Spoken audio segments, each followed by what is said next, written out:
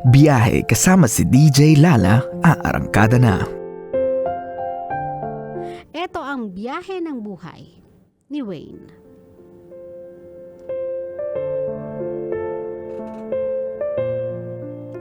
Hello DJ Lala. I just need your advice po.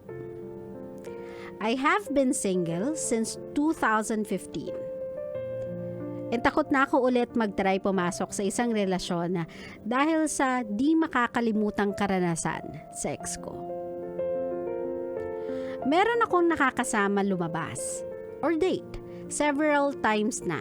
Pero nung dumating na sa time na lumalalim na yung samahan namin, doon siya nag-confess na may jowa pala siya.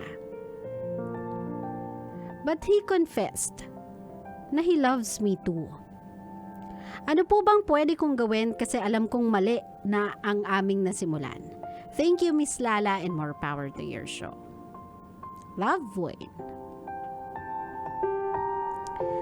My love, this is a classic na kasabihan nga nilang, alinman na sinimulan mo ng mali, kailanman hindi mo matatapos ng tama.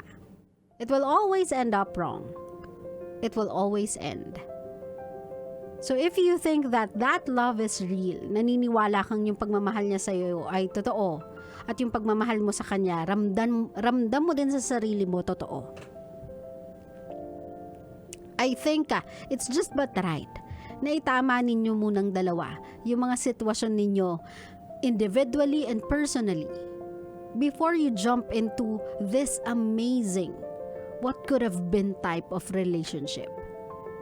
Kasi my love, alam mo naman sa sarili mo na minsan hindi naman talaga sila masama eh. Hindi sila masamang tao.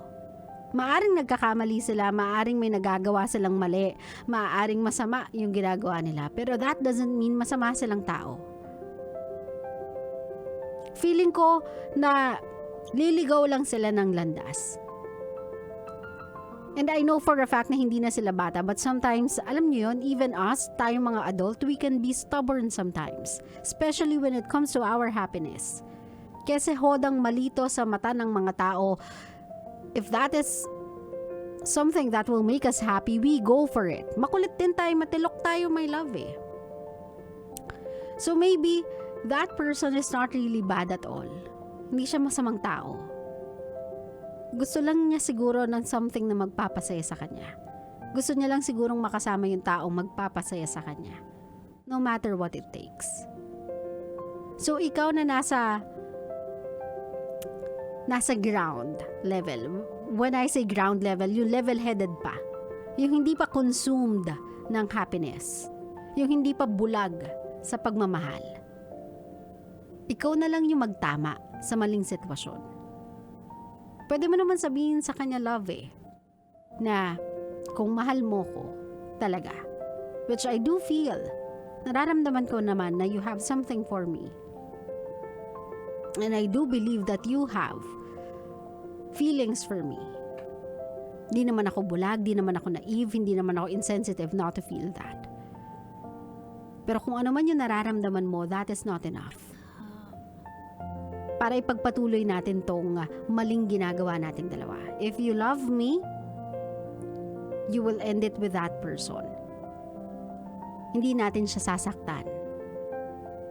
Hindi tayo yung magiging dahilan kung bakit siya matutromang magmahal. Itama natin. Magsimula tayo ulit.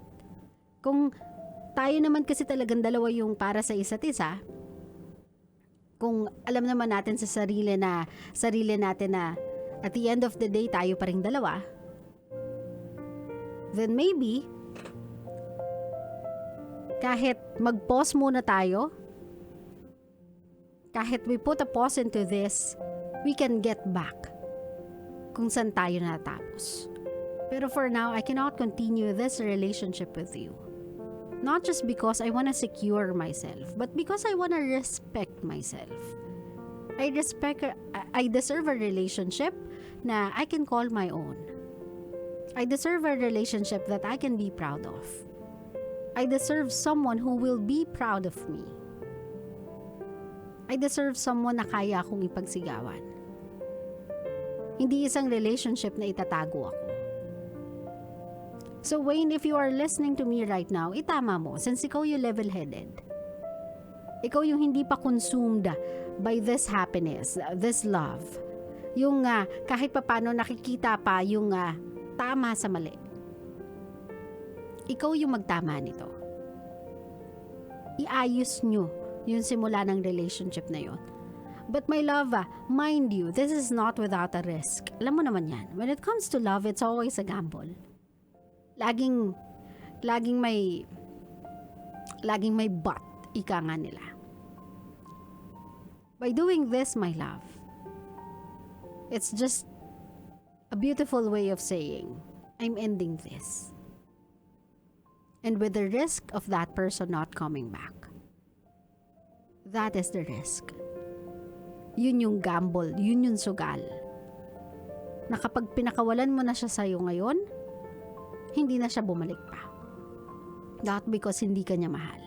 Not because hindi ka deserving of love. But because it's too complicated for him to start. Pero at least, my love, if it's any consolation to you, at least alam mo sa sarili mong kung magmamahal ka lang ulit, kung papasok ka lang rin lang ulit sa isang relationship, dun ka na sa tama. Dun ka na sa sinimulan mo ng tama. Kasi my love, no matter how happy you guys are, no matter how blissful yung time ninyo together, yung relationship ninyo, it's not yours to keep.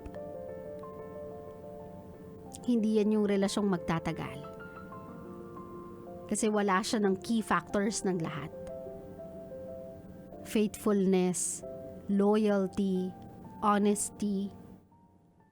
Yung relationship ninyo, walang mga ganun. Kasi alam ninyo sa mga sarili ninyong you're building a relationship out of a lie.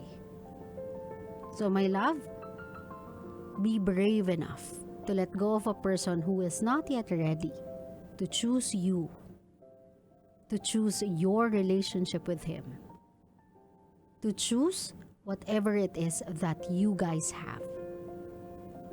Let him go. Let him choose. And whatever it is na pipiliin niya, accept it. Tanggapin mo. Ito yung balik, ito yung consequence of starting a relationship with someone that you know is already taken. Minsan mapagbiro talaga ang pag-ibig, mapagbiro ang tadhana. Kung kailan masaya na tayo, bibigyan tayo ng problema. Kung kailan na secured na tayo, kung kailan nahanap na natin yung lugar kung saan feeling natin at home na tayo, babawiin niya yung whatever happiness na meron tayo in a very, very complicated way. Pero again, this only happens when you start something the wrong way, sa maling paraan. So my love, sinimulan nyo ng mali, tapusin mo ng tama. Kung para sa'yo talaga yan, kung kayo talaga yung tinadhana, darating yung panahon, hindi ka na magiging kabit. Hindi ka na magiging other party. Ikaw na yung magiging legal partner. Klaro? Klaro.